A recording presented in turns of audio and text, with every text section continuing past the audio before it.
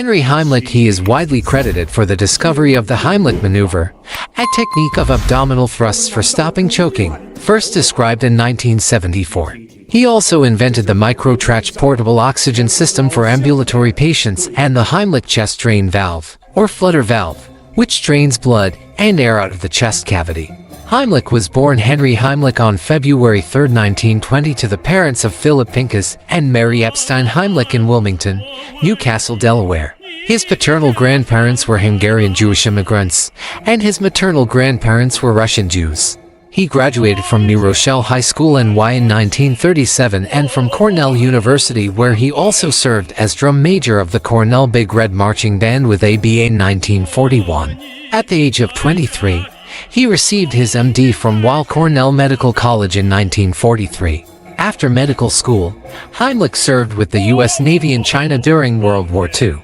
In January 1945, as a member of the U.S. Navy Reserve, Lieutenant Junior grade, Heimlich was assigned to Camp 4 of the Sino-American Special Technical Cooperative Organization SACO located at Zamba, Sichuan Province in northern China, on the southern edge of the Gobi Desert.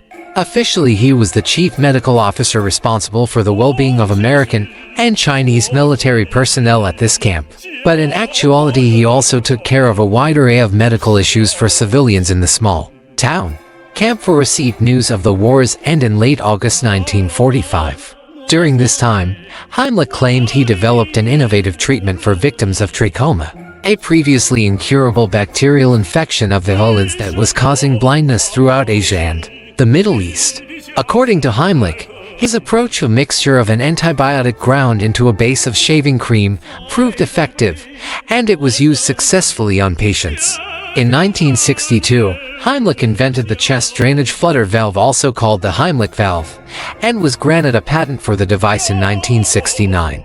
He said his inspiration came from seeing a Chinese soldier die from a bullet wound to the chest during World War II, a claim that was disputed by Frederick Webster, Heimlich's medical assistant in China. The design of the valve allows air and blood to drain from the chest cavity in order to allow a collapsed lung to re-expand. The invention was credited with saving the lives of hundreds of American soldiers in the Vietnam War. On June 1, 1974, Heimlich first published his views about the first aid maneuver that would bear his name in an informal article, Pop Goes the Café Coronary, in the magazine Emergency Medicine. 18. On June 11, Arthur Snyder, science columnist for the Chicago Daily News, wrote about Dr. Heimlich's findings, opening with the sentence, "A leading surgeon invites the public to try a method he has developed for forcing out food stuck in the windpipe of persons choking to death," and a story reprinted nationwide. On June 19, 1974, the Seattle Post-Intelligencer reported that retired restaurant owner Isaac Paya, who had read the Snyder article in the Seattle paper, used the procedure to rescue a choking victim, Irene Bogachis, in Bellevue, Washington. A story reprinted in other newspapers. An editorial followed in the August 12 issue of the Journal of the American Medical Association, which was the first to refer to the procedure as the Heimlich maneuver.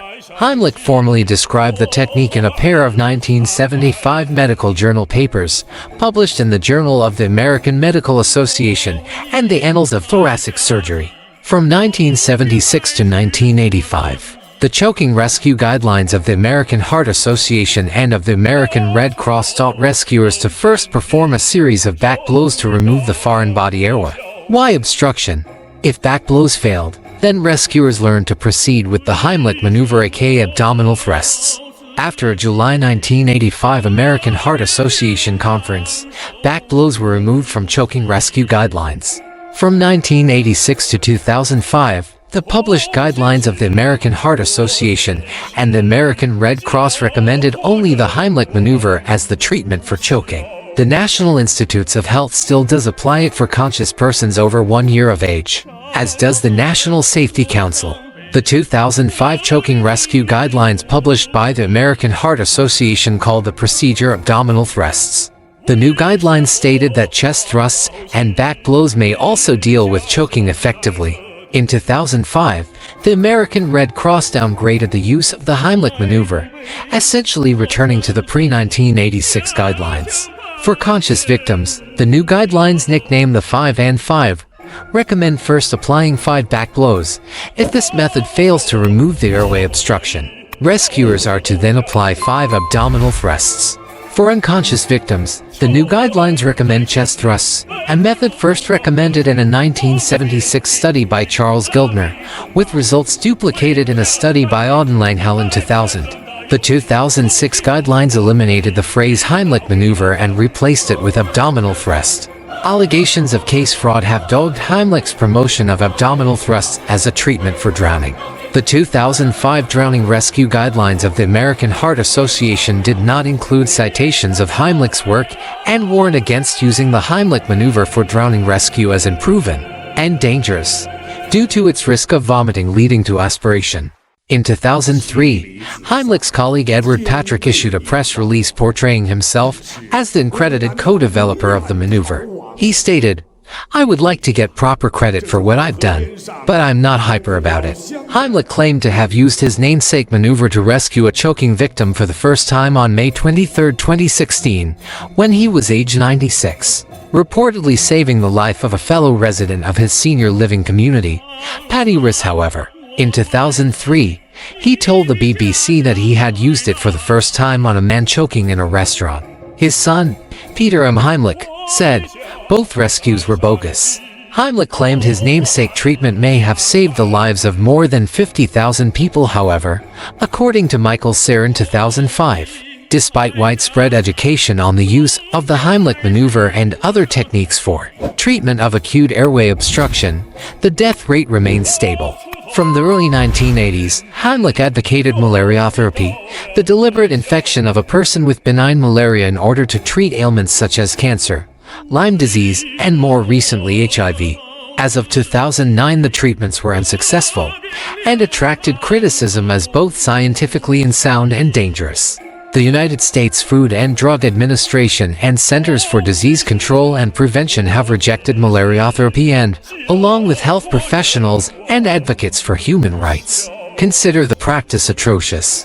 The Heimlich Institute, a subsidiary of Deaconess Associations of Cincinnati, conducted malariotherapy trials in Ethiopia, though the Ethiopian Ministry of Health was unaware of the activity. Heimlich stated that his initial trials with 7 subjects produced positive results, but refused to provide details. Studies in Africa, where both HIV and malaria occur commonly, indicate that malaria-HIV co-infection increases viral load and that malaria could increase the rate of spread of HIV as well as accelerate disease progression.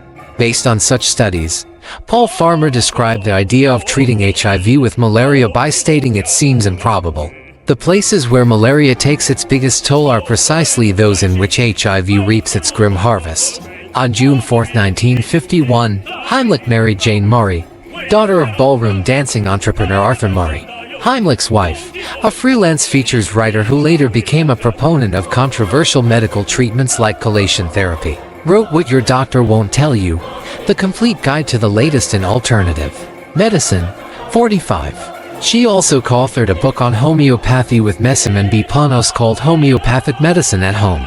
Heimlich and his wife have 4 children: Phil Heimlich, a former Cincinnati elected official and one-time conservative Christian radio talk show host, investigative blogger Peter M. Heimlich, Jana Heimlich, a freelance writer and author of Breaking Their Wool Shedding Light on Religious Child Maltreatment, and Elizabeth Heimlich. Peter maintains a website that describes what he and his wife, Karen M. Schulman, consider to be Dr. Heimlich's wide-ranging and seen 50-year history of fraud. Peter has called his father a spectacular con man and serial liar and has claimed the only thing my father ever invented was his own mythology. Heimlich was first cousin to Haskell Heimlich and E. Heimlich, whose son was Anson Williams, known for his portrayal of Warren Potsy Weber on the 1970s hit TV show Happy Days. Heimlich was a vegetarian and in the early 2000s was on the advisory board of the Physicians Committee for Responsible Medicine. Heimlich's memoir, Heimlich's Maneuvers, My 70 Years of Life-Saving Innovation, was published in 2014 by Prometheus Books. A statement from his family said Heimlich died at the Christ Hospital on December 17, 2016, after complications from a heart attack in his home in Hyde Park, Cincinnati, on December 12. He was 96 years old.